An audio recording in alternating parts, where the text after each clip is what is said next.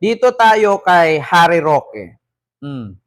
Si Harry Roque, nanghikayat na mag-rally na daw para ipagtanggol si Digong. Ang problema lang mga kababayan, sa ginawa ni Harry Roque, makakasuhan siya. Another kaso ito ni Barney Roque. Another kaso ang kakaharapin ni Roque. According sa NBI, sa panghihikayat ni Harry Roque at panawagan niya na mag-aklas, magkaisa, at mag-rally daw sa EDSA. Ito kasi yung video ni Harry Roque, mga kababayan. Wait lang hanapin natin sa TikTok Harry Roque video. Para maano tayo. Eto na. Tanging Korte Suprema pa lang ang makakadesisyon kung meron na bang visa ang isang mandamiento de arresto na in-issue ng isang hukuman. Pero ngayon po, mga kapwa-vloggers, manawagan na po tayo. Huwag na po tayo umiyak dito sa mga pangyayaring ito na naaresto ang Presidente Rodrigo Roa Duterte. Manawagan na po tayo sa EDSA. Balik EDSA na po tayo. Pwede ba ho? Mga kaibigan, lahat ng mga hindi lang nagmamahal kay Presidente Duterte, lahat na nagbibigay importansya sa soberenya at jurisdiksyon at pagiging malaya ng Pilipinas, kinakailangan po manindigan na tayo. Magtungo na po tayo ngayon sa EDSA. Okay, mga vloggers. Ma'am Almira Escobal, maraming salamat sa $10. Thank you po. Patunguhin na po natin ang ating mga followers sa EDSA dahil yan lang po talaga ang solusyon ngayon. Handa naman po ang mga legal na remedyo dyan. Pero bukod sa legal na remedyo, bilang isang demokratikong bansa, may karapatan po tayong iparating ang ating saloobin dito sa pangyayari na inaresto na nila ang dating Presidente Rodrigo Roa Duterte. Nanawagan siya. Meron daw silang remedyo. So, ibig sabihin may budget. Meron na daw remedyo. Legal na remedyo. So, ibig sabihin may budget nga. Ang tanong ngayon, kung ikaw DDS, pupunta ka ba ng EDSA? Makikipag-rally nang wala si Roque? Antayin yung umuwi si Roque, tsaka kayo umattend doon. Kasi hanggat wala si Harry Roque, wala si Maharlika, at wala ni isang dugo ng Duterte, gagamitin lang kayong human shield. Kasi ang ginawa nila ngayon, hanap simpatya ito. Mga kababayan, ang mga Duterte, naghahanap ng simpatya yan ng taong bayan. Para kung saan, kaawaan sila. Yun ang totoo. Huwag kayo magalit sa akin, mga DDS na bobo, uto-uto, tanga-tanga. Inutil ang paslupa, mahirap at pangit. Huwag kayong maniwala. Naghahanap ng simpatya. Ngayon, mga DDS, i-clarify ko lang sa inyo. Kung talagang si Digong walang kasalanan, abogado siya, ba't sumama siya doon? Diba? Kung illegal ang pag-aresto kay Duterte, abogado si Duterte.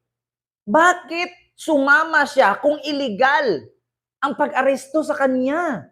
Hanap simpatya yan. Tignan nyo, si Digong umiiyak-iyak kayo ng hinuli at kinulong. Samantalang hinuli siya, ang sinakyan niya, private plane. Private plane. Aircon ang tulugan. May kusina, may sala, may kwarto, may TV, may computer. Meron pang sariling doktor. Samantalang ito, ipakita ko sa inyo, mga kababayan, wait lang. Samantalang itong matanda, tingnan nyo yung matanda, ABS-CBN News, June 9, 2020. Anong sabi? Iginiit ng Malacanang na kung may kaso man si Elmer Cordero, dapat niya itong harapin kahit pa 72 anyos na siya. Matandang hinuli, matatanda ang hinuli ang matanda kasama ang 5 pang tsuper ng jeep dahil sa paglabag umano sa COVID-19 quarantine matapos magprotesta para sa pagbabalik ng biyahe. Diba? Regardless of age, policy, jailed 72-year-old driver must face pending wraps. Diba? Walang pakialam ang palasyo, na ikulong itong 72 years old kasi nagrally na ipabalik ang biyahe dahil wala ng kita. Samantalang si Duterte, putang ina, iniyakan ng mga DDS, na pumatay ng 30,000 katao. Di ba? Na-fact check yan. Fake news. Ay naku, Bilyamin Piatos. Di ba? Ayun o, June 9, 2020. Giniit ng Malacanang ni Presidente Duterte na ikulong itong 72 years old na driver na nagprotesta na ibalik na ang pagmamaneho or biyahe kasi wala nang kita. Kinulong. Samantalang si Digong pumatay ng 30,000 katao, nung kinulong, umiyak ang mga DDS na bobo, uto-uto, tanga-tanga, inutil, ang paslupa, pangit ang lahi. Mga animal. Diba? So ngayon, mga kababayan, eto na. Harry Roque. Punta na tayo kay Harry Roque. Eto na siya ngayon. Harry Roque, kakasuhan ng NBI. Get the full XM Wait lang, may ads. with our app, highly rated by thousands of traders. Claim a Inciting to sedition, inaaya niya ang ating mamamayan na mag-go out and mag-people power. Laking kabalbalan yan. Galit na ang Inciting to NBI. sedition. Ito ang posibleng isang pangreklamo ng National Bureau of Investigation laban kay dating presidential spokesperson Attorney Harry Roque. Ayon kay NBI Director Jaime Santiago, dahil ito sa panawagan ni Roque sa publiko na magsagawa ng kilos protesta. Sana malinawan ng isip ng ating mga kababayan na itong mga ganitong klaseng tao, hindi sila leader. Pero nakakagalit na magtatawag ng people power pero siya mismo nagtatago. Ano ba? Diba? Nagtatawag ka ng people power, samantalang yung nagtatawag ng people power nagtatago. Hindi ba, alam nyo, kung meron mang DDS na mag-rally sa EDSA, talagang pinatunayan nyo lang na bobo kayo. Tingnan niyo sabi ni Director Jaime Santiago, ito lang yung nakakagalit eh. Yung isang tao, hindi naman leader, nagtatawag ng people power, samantalang yung nagtatawag, nagtatago. Di ba? Nakakalokan, baklang Roqueng to. Mga kababayan na itong mga ganitong klaseng tao, hindi sila leader. Pero nakakagalit na magtatawag ng people power pero siya mismo nagtatago.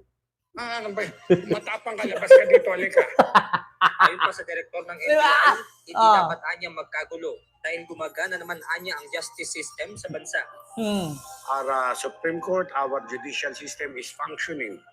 Umuwi ka daw, Harry Roque. Kung matapang ka, umuwi ka. Sabi ni Director Jaime Santiago. Actually, Director Jaime Santiago, ang bait na tao nito. Sa totoo lang, mahilig mamigay ng candy yan. Ay nakita ko na personal yan, ang bait niyan, sobra. Pero iba magalit yan. Tignan nyo, ito yung mga klaseng tao na hindi naman leader, nagtatawag ng protesta, pero yung nagtawag, nagtatago. They have all the remedies. Gawin nila yan. Pero wag nang magtatawag ng people power. Hindi malulutas ang problema sa marahas na pamamaraan. Mag-people power kayo dyan. Tapos pag hinagisan kayo ng tirgas, sabihin nyo na naman, biktima kayo. Diba? Ito ang sakit ng mga DDS. People power kayo ngayon. Maghahasik kayo ng lagim dyan. Magsisilab-silab kayo ng mga kung ano-anong bagay. Tapos pag may dumaan ng mga pulis, pagsasaktan ninyo. Pag may dumaan ng mga sibilyan, pag hindi sumali sa inyo, pangbubugbugin nyo. Tapos pag inaresto kayo ng pulis, pinagpapalo kayo, hinagisan ng tirgas, binumba ng bumbero, hinagisan ng kung ano-ano, sabihin nyo, biktima kayo. Di ba? Binibigay na tugon patungkol dito si Attorney Harry Roque. Samantala, sinabi ni Senator Ronald Bato de la Rosa kahapon na mayroon na rin siyang warrant of arrest mula sa International Criminal Court. Pero sa ngayon, wala pa anilang impormasyon na natatanggap ang NBI patungkol sa ICC warrant of arrest laban sa senador. Wala pa akong natatanggap. Hindi natin masabi. Remember, they were all charged before the ICC. Kabilang ang senador sa mga sinampahan ng reklamo sa ICC bilang dating hepe ng pambansang pulisya noong kasagsagan ng madugong kampanya kontra illegal na droga ng Duterte administration. Benedict Samson, UNTV News and Rescue. Diyos ang aming sandigan, serbisyo publiko ang aming pinahahalagahan. Pareho lang yan mga kababayan nung kay Kibuloy. Nung hinuli si Kibuloy ni General Torre, marami siya mga kampon. Mga kampon ni Kibuloy nagwiwilga-wilga, nagwawala-wala. Ngayon, nung inano ng pulis doon na halos galit na yung mga pulis, merong isang namatay, ano na sila, biktima na sila. Di ba? Yung panahon na pinaaresto si Kibuloy, humaharang-harang sila. Ngayon na nagbigay ng haras, kung naalala ninyo, inisprehan nila ng peppermint yung mata ng pulis. Di ba? Ang daming pulis doon, ini-sprayhan nila ng paminta, ang anghang-anghang nun. Ngayon, bumawi ang pulis. Tapos yung iba may namatay, sila na yung biktima. Putang ina, hindi naman sila kasali sa hinuli. Pero sila yung humaharang-harang doon. Tignan nyo. Tapos pinaglalaban nila kay Kibuloy? Nakulong lang din naman. Wala din naman silang nagawa. Namatay pa. Yeah? Di ba? So yun lang. Ang hirap sa Rocky, nagtatawag-tawag ka ng people power, tapos ikaw nagtatawag, nagtatago. Paano ka papaniwalaan ng tao niyan? Mas paniwalaan pang ako ng tao na ako nagsabi na bakla ka eh. Yeah? Harry Roque, walang maniniwala sa'yo. Magtatawag ka ng people power, mag-aklas ka, mag-rally sa EDSA, tapos ikaw nagtatago. Sino maniniwala sa'yo? Pero pag ako sinabi ko na bakla ka, amoy na amoy ko, Harry Roque. Huwag mo lukuhin yung mga tao. Ako bakla, ako Roque, pero amoy kita. Yun ang totoo. Buti na sikmura ka ng asawa mo. Yeah? Baklang to. Ayaw pa umamin. Sa kapal ng taba mo, magsinungaling ka pa. Bakla ka. Magpapayat ka muna at umuwi ka sa Pilipinas. Mga DDS dyan, maniniwala din sila yan. Ginawa na kayong tanga ni Roque. Kailangan na natin magsanib puwersa. Manawagan tayo ngayon, mag-people power tayo. Tapos yung nananawagan, tago. Diba? Hinahamon kita, Harry Roque. Magpakita ka sa akin, samahan kita na kung saan nagpalipo si Sharon Cuneta, dalhin kita dun. Roque, hinahamon kita, Roque, umuwi ka ng Pilipinas, samahan kita kung saan nagpalipo si Sharon Cuneta. Tapos sasabihin ko, nagsisi ba ang lahat? Di ba? Harry Roque, hinahamon kita, umuwi ka ng Pilipinas, samahan kita kung saan nagpalipo si Sharon Cuneta. At sabihin natin, nagsisi na ba ang lahat? Diba? I love your style. Thank you so much po sa iyo, ma'am. Mga DDS, isa lang masasabi ko sa inyo, mamamatay kayong mahirap. Si Digong, mamamatayng billionaire. Hindi na nga alam ni Digong kung kanino niya iwan yung yaman niya eh. Kasi lahat ng anak niya may mga kayamanan na. Tingnan nyo kayo dyan, nagpakapagod kayo, nagbiyahe kayo ng 2 oras para mapunta lang kayo dyan sa The Hague. Biruin nyo, punta kayo, galing kayo ng Europe, galing kayo Italy, galing kayong Spain, magbabiyahe kayo ng 5 hours, 6 hours, 2 hours, para mapunta lang kayo dyan sa The Hague. Tapos, anong napala ninyo? Pagod. Pagpasok ni Digong, sinara ang gate. Asan kayo? Nasa labas lang kayo, nagsisigaw-sigaw. Di ba? Mga tanga. Yeah, meron pang ba interview dun? Ang pangit ng English, wrong grammar. Ilang taon na kaya yun? Doon sa sa Netherlands. Naalala nyo yung ini-interview siya ng media? Natawa ako dun. Sabi ko hindi ako magaling sa Inglesan, pero apakabubo nung in-interview. Sabi niya, are you media? Yeah, interview me. Utang ina. Wrong grammar. Buti pinayagan ka ng amo mo. Siguro nakapasok yun sa agency, direct hired. Naalala nyo? Napanood nyo yun? Interview me. Are you media? Yes, interview me. President Duterte is a good person. The illegal arrest of President Duterte from the ICC. ICC don't have jurisdiction. Utang ina. Saan ba yon? Pinoy. Interview. Saan ba yon? Interview in The Hague. Utang inang yan, nakakahiya. Ito. What is your question? What is your question? Where are you affiliated to? Reuters. Reuters. Okay, interview me now. What is your question? How do you feel right now seeing your former president going? We are enraged because we love President Duterte. He loved the Philippines first. That's why we love him. There is no fairness here. ICC doesn't have any jurisdiction in the Philippines. We are no longer, and we are not part of the International Criminal Court. And the International Criminal Court doesn't have Sabi niya, we are no longer and we are not part. Huh?